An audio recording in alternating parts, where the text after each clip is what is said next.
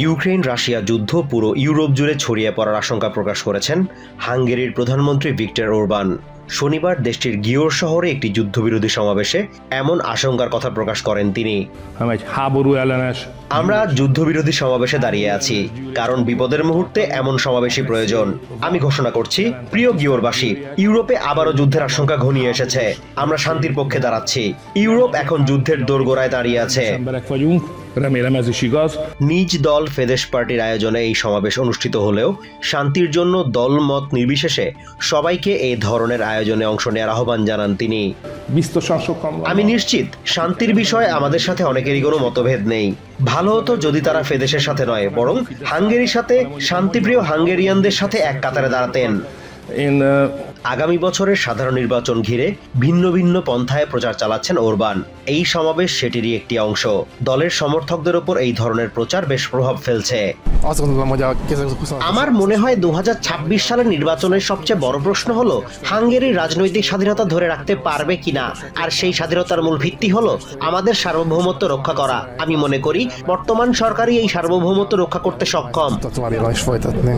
এদিন একই শহরে পাল্টা সমাবেশ করেছেন ওরবানের প্রধান প্রতিপক্ষ টিসা পার্টির নেতা পিটার মাডিয়ার। শান্তি সমাবেশে অংশ না নিয়ে পাল্টা সমাবেশ করায় মাডিয়ারের ওপর ক্ষিপ্ত ওরবানের সমর্থকরা। বিরোধী দলীয় নেতা পিটার মাডিয়ার যা করছেন সেটা সত্যিই দুঃখজনক। তিনি শুধু নিজেদের দিকে নজর কাড়ার চেষ্টা করছেন, আসলে তার বলার মতো কিছুই নেই। ওরবানের অনেক সমর্থকই মনে করেন মাডিয়ার আসলে দেশ ও দেশের মানুষের জন্য কাজ করেন না। তিনি নিজেকে নিয়েই ব্যস্ত সময় পার করেন এবং দেশের মানুষের মধ্যে বিভাজন তৈরিতে ভূমিকা রাখেন। সম্প্রতি ভারতের হরিয়ানার ফরিদাবাদ থেকে জব্দ করা বিপুল পরিমাণ বিস্ফোরক কাশ্মীরের নওগাম থানায় মজুদ রাখা হয়েছিল। শুক্রবার দিবাগত রাতে সেগুলো পরীক্ষা ও নড়াচড়া করার সময়ই বিস্ফোরণ ঘটে। এ ঘটনায় অন্তত 9 জন নিহত এবং 29 জন আহত হয়েছেন।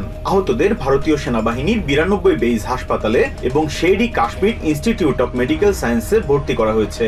তদন্তের স্বার্থে পুরো ঘটনাস্থল ঘিরে রেখেছে পুলিশ।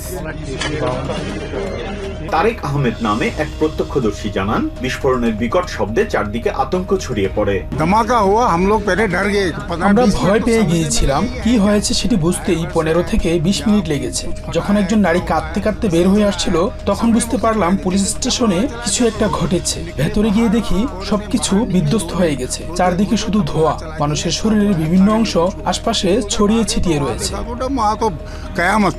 জম্মু ও কাশ্মীরের পুলিশ মহাপরিচালক নলিন প্রভাত জানান, এ ঘটনায় 27 পুলিশ সদস্য, 2 রাজস্ব কর্মকর্তা এবং পাশের এলাকা থেকে আসা 3 জন সাধারণ নাগরিক আহত হয়েছেন। দুর্ঘটনাবশত এই বিস্ফোরণ ঘটেছে। নমুনা সংগ্রহের প্রক্রিয়া এবং উদ্ধার করা বিস্ফোরক দ্রব্যগুলোর হ্যান্ডেলিং টিম অত্যন্ত সতর্কতার সঙ্গে কাজ করছিল। তবে দুর্ভাগ্যবশত গতরাতে দুর্ঘটনাবশত বিস্ফোরণ ঘটে। এই ঘটনার কারণ নিয়ে অন্য কোনো জল্পনা কল্পনা করার প্রয়োজন নেই।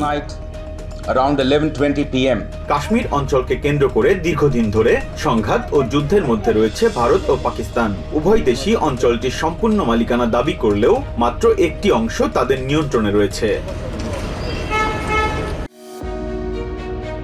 যুদ্ধ বিধ্বস্ত সিরিয়ার অর্থনীতি ঘুরে দাঁড়ানোর প্রস্তুতি নিতে শুরু করেছে। পুনর্গঠনের লক্ষ্যে দেশটির অন্তর্বর্তী সরকারের রাজনৈতিক ও কূটনৈতিক পদক্ষেপের বিচক্ষণতায় সচল হতে শুরু করেছে আন্তর্জাতিক আমদানি রপ্তানি। বিশেষ করে আমেরিকার নিষেধাজ্ঞা স্থগিতের পর ব্যবসা বাণিজ্যে ইতিবাচক পরিবর্তনের আভাস দেখতে শুরু করেছেন দেশটির ব্যবসায়ীরা।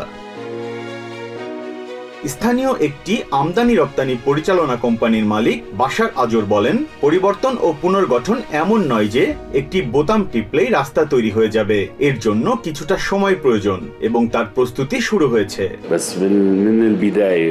বন্দরগুলোর কার্যক্রম চালু হয়েছে। এটি পরিবর্তনের একটি ইঙ্গিত। গত বছর আমাদের দেশে কোনো জাহাজ আসেনি, কিন্তু এখন জাহাজগুলো বন্দরে আসছে এবং গম সহ বিভিন্ন পণ্য খালাস করছে। এটি প্রমাণ করে যে নিষেধাজ্ঞাগুলো শিথিল হয়েছে।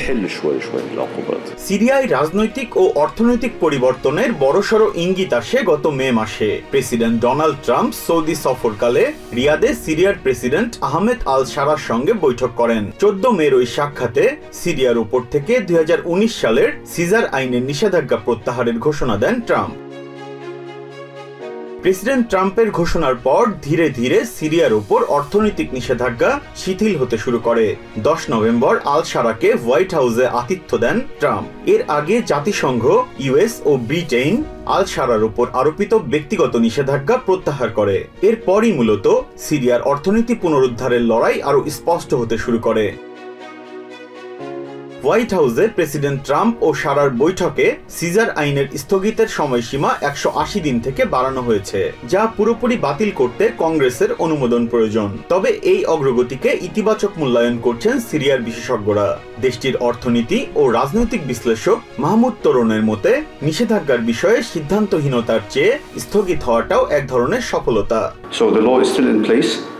ইউএস কংগ্রেসের অনুমোদন ছাড়া আইনটি বাতিল করা যাবে না, যা কিছুটা সময় নেবে। তবে বিষয়টিকে আমাদের ভিন্ন দৃষ্টিকোণ থেকে দেখতে হবে। তা হলো, প্রথম, স্থগিতাদেশের পর থেকে উভয় দেশের সম্পর্কের মূল্যায়ন। ওয়াশিংটনের সাথে আমাদের আস্থার জায়গায় উল্লেখযোগ্য অগ্রগতি হয়েছে।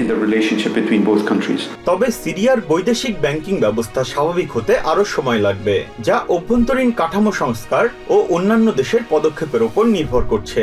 আন্তর্জাতিক লেনদেন স্বাভাবিক হলে অর্থনৈতিক প্রবৃদ্ধি আরো বেশি দৃশ্যমান হবে বলে আশা বিশ্লেষকদের। সুইস পণ্যের ওপর আরোপ করা উচ্চ শুল্ক কমানোর সিদ্ধান্ত নিয়েছে ট্রাম্প প্রশাসন। সুইস প্রতিষ্ঠানগুলোকে আমেরিকায় $200 বিলিয়ন বিনিয়োগ করার শর্ত সাপেক্ষে এই সিদ্ধান্ত নেওয়া হয়েছে। শুক্রবার হোয়াইট হাউস এক বিবৃতিতে বিষয়টি নিশ্চিত করেছে। হোয়াইট হাউসের এক ঘোষণা অনুযায়ী সুইজারল্যান্ডের ওপর আরোপ করা শুল্ক 39% থেকে কমিয়ে 15% নামিয়ে আনা হবে। এদিকে হোয়াইট হাউসের এই সিদ্ধান্তকে স্বাগত জানিয়েছে জেনেভা চেম্বার অফ কমার্স সিসিআইজি। সংস্থাটির ডিরেক্টর জেনারেল ভিনসেন্ট সুবিলিয়া বলেছেন, তার দেশের অর্থনীতির জন্য এটি অত্যন্ত স্বস্তিদায়ক একটি সংবাদ। Excellent news indeed, and I must say this is a true relief for the Swiss and Geneva economy. সুইজারল্যান্ডের মোট রপ্তানি পণ্যের 40%ই আমেরিকার বাজারে যায়। ফলে উচ্চ শুল্ক দেশটির অর্থনীতির ওপর মারাত্মক নেতিবাচক প্রভাব ফেলতে শুরু করে। ভিনসেন্ট মনে করেন, রপ্তানিতে 1% শুল্কই অনেক বড় প্রভাব ফেলতে পারে। তবে বর্তমান পরিস্থিতিতে এই 15% শুল্ককে স্বাগত জানানো ছাড়া কিছুই করার নেই। But in the current circumstances and in light of the tariffs that have been imposed to our first trading partner, i.e. The EU, I believe that this is reasonable at this stage. তবে সুইজারল্যান্ডের সাধারণ মানুষ মনে করেন, America এই শুল্কের মাধ্যমে ভয় দেখানোর চেষ্টা করলেও তাদের দেশের অর্থনীতির খুব একটা ক্ষতি করতে পারেনি। যতবারই অর্থনীতির উপর আঘাত এসেছে, ইউরোর শক্তির কাছে সেগুলো পরাস্ত হয়েছে বলে দাবি করেন এস্তাভান ফ্লাভিয়ানো নামে এই সুইস। আমি যতটা বুঝেছি, বেশিরভাগ প্রতিষ্ঠান আগেই বাড়তি স্টক করে রেখেছিল, কিছু রিজার্ভ তৈরি করে রেখেছিল আর বিকল্প সমাধানও খুঁজে নিয়েছিল। শেষ পর্যন্ত দেখা গেল অনিশ্চয়তার সময়টা খুব বেশি দীর্ঘ হয়নি। আর আমরা আগেও দেখেছি, আমাদের অর্থনীতি আসলে অনেক বেশি টেকসই, সব সময় কোনো না কোনো পথ বের হয়ে যায়। জেনেভার বাসিন্দা সার্জি মিমৌনি মনে করেন, ট্রাম্প প্রশাসনের এই সিদ্ধান্ত সুইজারল্যান্ডের অর্থনীতির জন্য ইতিবাচক ফল বয়ে আনবে। এটি সুইজারল্যান্ডের জন্য ভালো খবর, খুবই ভালো খবর। আমরা আসলে এমন এক সময় ঢুকে পড়েছিলাম যেখানে বাণিজ্যিক টানাপোড়েন বেড়েই চলছিল, তাই এখন আবার স্বাভাবিক গ্রহণযোগ্য পরিস্থিতিতে ফেরা সুইস অর্থনীতি আর জেনেভার জন্য সত্যিই দারুণ এক ব্যাপার। অগাস্টে সুইজারল্যান্ডের উপর ট্রাম্প প্রশাসনের শুল্ক আরোপের ঘোষণায় দেশটির ব্যবসায়ীরা হতবাক হয়ে পড়ে। গত বছর আমেরিকার বাজারে $73.88 বিলিয়ন সুইস পণ্য রপ্তানি হয়। শুল্ক আরোপের ফলে এই রপ্তানি এবং দেশটির সামগ্রিক অর্থনীতিতে ধস নামার শঙ্কা তৈরি হয়। এরই ধারাবাহিকতায় শুল্ক আরোপের পর গত 3 মাসে আমেরিকায় সুইস পণ্য রপ্তানি 14% কমে যায়। রূপালী পর্দার ঝলমলে তারকাদের আসর বসেছিল খ্রিস্ট ধর্মের অন্যতম পবিত্র স্থান ভ্যাটিকানে। পোপ চতুর্থদশ লিওর আমন্ত্রণে অ্যাপোস্টলিক প্যালেসের ক্লেমেন্টাইন হলে ক্যাথলিক খ্রিস্টানদের সর্বোচ্চ ধর্মীয় নেতার সঙ্গে সাক্ষাৎ করেন হলিউড তারকারা। অনুষ্ঠানে অংশ নেওয়াদের মধ্যে ছিলেন জনপ্রিয় অস্কারজয়ী অভিনেত্রী Cate Blanchett, Chris Pine, Adam Scott এবং অস্কারজয়ী পরিচালক স্পাইক লি ছাড়াও আরও অনেক চলচ্চিত্র অভিনেতা ও নির্মাতা। এ সময় চলচ্চিত্র শিল্পীদের সঙ্গে নিজের পছন্দের কয়েকটি সিনেমা নিয়েও কথা বলেন পোপ লিও। বিশ্বব্যাপী অনিশ্চয়তা ও ডিজিটাল চাপের যুগে সিনেমা শিল্প কিভাবে টিকে থাকার জন্য লড়াই করছে সে বিষয়ে বক্তব্য রাখেন পোপ লিও। সিনেমা হল উদ্বেগজনকভাবে কমে যাচ্ছে উল্লেখ করে পোপ বলেন, অনেকেই বলছেন সিনেমা শিল্প এবং সিনেমা দেখার অভিজ্ঞতা ঝুঁকির মুখে। এ সময় চলচ্চিত্র সংশ্লিষ্ট ব্যক্তি ও প্রতিষ্ঠানের প্রতি হাল ধরে রাখার আহ্বান জানান তিনি। শিল্পের সামাজিক ও সাংস্কৃতিক মূল্য ধরে রাখতে একসঙ্গে কাজ করার আহ্বান জানান পোপ লিও। সিনেমা হলগুলো উদ্বেগজনকভাবে কমে যাচ্ছে। বহু শহর ও পাড়া মহল্লা থেকে সিনেমা হল হারিয়ে যাচ্ছে। অনেকেই বলছেন সিনেমা শিল্প এবং সিনেমা দেখার অভিজ্ঞতা ঝুঁকির মুখে। আমি সংশ্লিষ্ট প্রতিষ্ঠানগুলোকে আহ্বান জানাই, হাল ছেড়ে দেবেন না, বরং এই শিল্পের সামাজিক ও সাংস্কৃতিক মূল্য ধরে রাখতে একসঙ্গে কাজ করুন। সহিংসতা, যুদ্ধ, দারিদ্র্য আর একাকিত্বের মতো বাস্তবতা শিল্পীরা যেন সততার সঙ্গে উপস্থাপন করেন সে আহ্বানও জানান পোপ। তিনি বলেন, পর্দার পেছনের এই মেধাবী মানুষগুলোই সিনেমাকে অর্থবহ করে তোলে। অন্যান্য পেশাদারদের মতো শত শত কর্মী নীরব অবদান ছাড়া একটি প্রযোজনা অসম্ভব। এদের মধ্যে রয়েছেন সহকারী, runner, props master, electrician, sound engineer, rigger, makeup শিল্পী, হেয়ার ড্রেসার, পোশাক designer, location manager, casting director, photography, সঙ্গীত পরিচালক, চিত্রনাট্যকার, সম্পাদক, প্রযোজক। আশা করি আমি কাউকে বাদ দেইনি। তাদের অবদান অনস্বীকার্য।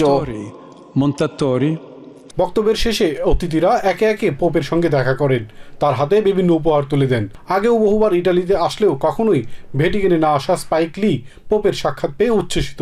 অস্কারজয়ী এই চলচ্চিত্র নির্মাতা পোপকে পোপ লিও 14 লেখা নিউ ইয়র্ক নিক্সের একটি বাস্কেটবল জার্সি উপহার দেন।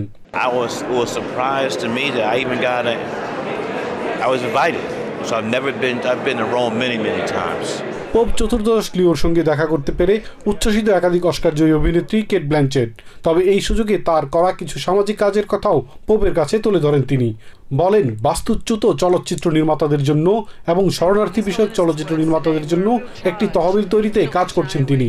Barnier and the International Rotterdam Film Festival, we've developed a fund for displaced filmmakers, for refugee filmmakers, because those voices often get marginalised from the mainstream. So to be able to mention that to His Holiness today was really wonderful. পোপের কথাবার্তার সৌন্দর্যে মুগ্ধ চলচ্চিত্র নির্মাতা Goodge van sent. পোপের কথার মূল বিষয় হিসেবে মানবিকতা, দয়া ও আশার কথা উল্লেখ করেন আমেরিকান এই নির্মাতা।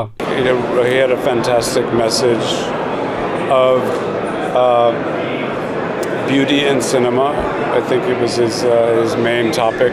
বিশ্বের বিভিন্ন দেশেই চলচ্চিত্রের আয় এখনও কোভিড-19 মহামারীর আগের পর্যায়ে পৌঁছতে পারেনি। আমেরিকা এবং কানাডার মাল্টিপ্লেক্সগুলো এবছর তাদের 1981 সালের পর সবচেয়ে খারাপ সামার কাটিয়েছে বলে জানিয়েছে বিভিন্ন গণমাধ্যম। নিউ ইয়র্ক থেকে সম্প্রচারিত TVN 24 টেলিভিশন বিশ্বজুড়ে বাঙালির কণ্ঠস্বর।